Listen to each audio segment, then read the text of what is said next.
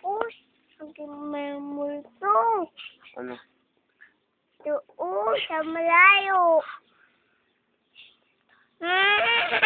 Ano yun to? Magkwento ka ng Ay! bata. Ako na, meron akong kwento. Ano? Kailangan mo na yun. Sige. Isang araw sa tikling sa kulungan ng mga tikling. Uy, naka-video oh! Binibidyo nga natin, Ang mga libingan ng mga tikling at tao. Isang araw, may napadaan isang tikling sa libingan ng mga tao. Pero bigla siyang hiltak ng mga tao. Kinain ng buong buo at pino. Isang araw may napadaan na taong lumilipad. Ang napadaan sa libingan ng mga espirituhal ng mga hayop. At ang nakaraan na may batang nagdaan sa kanya sa mga libingan ng mga tao. Pero bigla siyang hinaltak ang kanyang paa ng mga multo. Lumabas ang mga multo. Lahat ng tao ay kinain. Tama, may isa pa. Tama. Nang biglang kinuha ang bata sa libingan ng mga patay na tao at buto-buto na. Dito ako upo. Ang mga libingan ng mga tao tungkol sa mga kwentong hindi nalalaman. natakot ka na ba dyan? Ang nangyari sa batang, dinukot ang mga multo, dinukot ang mata, tinanggal, kinain ang lamang loob. Nagpunta sila sa ilog ng Pasig. Mo tinatakot. At nagpunta doon ng mga turista at ng kuryente. Hindi, ng kuryente. At ng kuryente, Mamaya ka.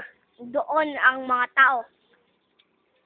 At dun namalag ang kanyang. Nung nakuryente ang isang multo, dinakma ang isang tao. Lahat ng taong nanguryente doon, kinain ng mga multo. Umahon muna ang mga multo dahil daw magpapatayo muna. Nakakita sila ng isang bata. Ano ginawa sa bata? Kinain ng laman loob. Dinukot ang mga mata. Dito. Pinukpok ng bato ang kanyang ulo ng pinong-pino. Kinain ng utak. Walang natira sa bata. Hinahanap lahat ng bata. Kinain na pala lahat ng mga multo. Busog na busog ang mga multo. Ano yung mga multo niyan? Vampira. Ang zombie. Zombie. Zombie? Ano? Zombie? Zombie. Oo. Zombie? At saka,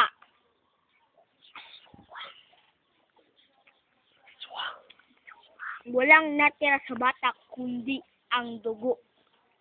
Nakita ng ina ang dugo ng bata.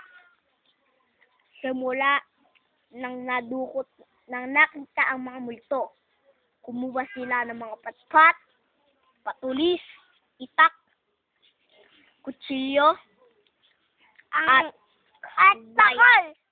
palakol, at kutsilyo. Hinabol ang mga multo. Natakot ang mga multo. Bumalik sa libingan. Maling libingan ng kanilang napuntahan. Ano napunta nila? Ang libingan ng mga tikling. Mga zombie! Tinuka ng tinuka. Ang kanyang... Ang zombie! Zombie! Tapanin kita dyan eh. May isa pa. Ano? Mama, ikaw naman. Ang tungkol sa kalabaw na lumilipad. Yung mulo? Ang kasing laki niya. Inaasar siya dati ng mga tao. Hayop na nagsasalita at tao. Ano sinasabi sa kanya? Uy, ang liit tong kalabaw na yun, oh. Pero gumanti ang kalabaw.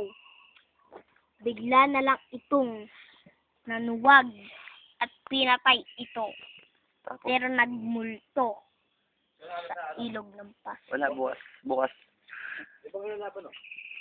Pero siya'y nagmulto, kaya siya'y kumain ng tao. Kahit damo, hindi na siya kumakain, kundi tao. Walang natitira sa tao, kundi ang buto at dugo. Tapos, Nang namatay lahat ng tao, ang nabuhay lang ay multo. Puro multo lahat ng tao. Walang minulto ang buong bayan na sa Maynila. Hindi tapos na nun. tapos si Junel. Natakot. Ako na. Ikaw na, si Junel na, si Junel. Ako na Junel magbibideo. muna, si Junel. Ako, ano ba yun? Yung kwento ni Kuya. Kalabaw, yung kalabaw na bulok. Ay, ito may isa pa nga pala akong Si Junel naman, si kwento. Junel. Si Junel naman, pagkatapos mo. Ay, isang multo nakain ang si Tito A. Nyi! Tapos mo na rin. Ay, Curie. Nakain.